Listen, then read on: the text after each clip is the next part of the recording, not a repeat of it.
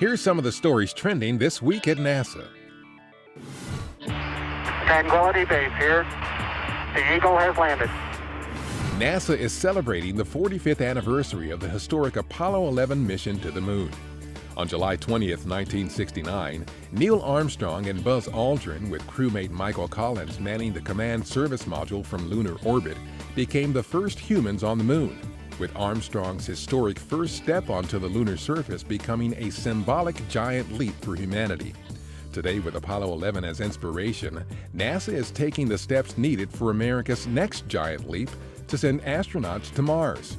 The path to Mars will use a stepping stone approach consisting of key elements, including human health and technology research aboard the International Space Station, development and evolution of NASA's Space Launch System rocket and Orion deep space capsule, and development of other game-changing technologies to enable tomorrow's missions.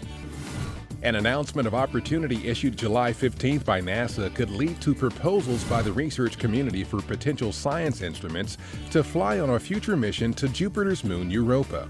A Europa mission is a high priority for the scientific community to improve our understanding of the potentially habitable moon, which is believed to have a liquid water ocean under its icy crust. Orbital Sciences Corporation's Cygnus cargo craft arrived at the International Space Station July 16th with more than 3,000 pounds of food, supplies, spare parts, and experiments for the crew on board ISS.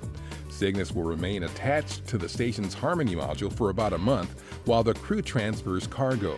Cygnus was launched July 13th on Orbital's Antares rocket from Wallops Flight Facility in Virginia. About 8 hours after Cygnus arrived at the space station, the Expedition 4142 crew, including NASA's Barry Butch Wilmore, participated in a NASA television news conference at Johnson Space Center. Wilmore and cosmonauts Elena Serova and Alexander Samoukutyaev of the Russian Federal Space Agency are the next crew members set to launch to the International Space Station in September. The trio is scheduled to return to Earth in March 2015. July 17th marked the 5th anniversary of Marine Corps Major General Charles F. Bolden Jr.'s confirmation by the U.S. Senate as NASA's 12th administrator. As administrator, he leads the NASA team and manages its resources to advance the agency's missions and goals. Of his 34 years in the Marines, Bolden spent 14 in the NASA astronaut office, traveling to space 4 times aboard the Space Shuttle between 1986 and 1994, including twice as mission commander. Administrator Bolden provided opening comments for an event at NASA headquarters July 14th about the unprecedented discoveries NASA space and ground observatories are making to facilitate our search for life in the universe.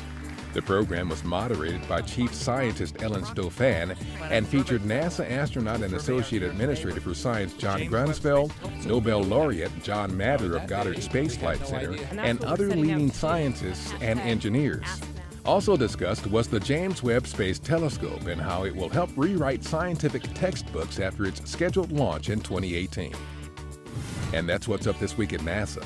For more on these and other stories, follow us on social media and visit www.nasa.gov/twan.